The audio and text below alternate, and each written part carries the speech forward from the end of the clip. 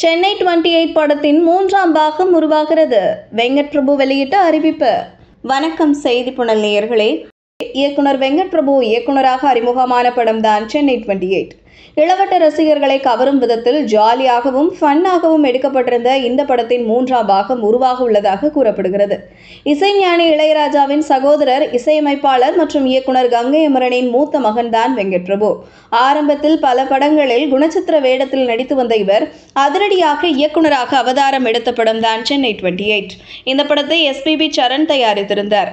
இளவட்ட ரசிகர்களை கவரும் விதமாக கிரிக்கெட், காதல், காமெடி என ஒரு கமர்ஷியல் படமாக உருவான இந்த படத்தில் மிர்ச்சி சிவா ஹீரோவாக நடிக்க, விஜயலட்சுமி அகத்தியன் ஹீரோயினாக நடித்திருந்தார். மேலும் ஜெய், பிரேம்ஜி அமரன், விஜய் வசந்த் உள்ளிட்ட பலர் நடித்திருந்தனர். இந்த படத்திற்கு யுவன் சங்கர் ராஜா இசையமைத்திருந்தார்.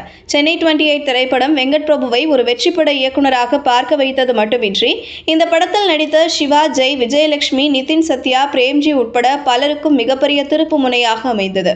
சென்னை 28 திரைப்படம் சிறந்த படத்திற்காக தமிழக அரசின் விருதையும் சரணுக்கு பெற்று தந்தது.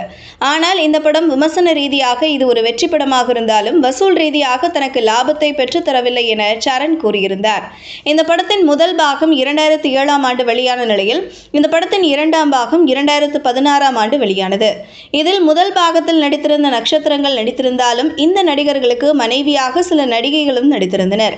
ஜெயின் திருமணத்தை முன்வைத்துதான் 2ஆம் பாகம் எடுக்கப்பட்டிருந்தது.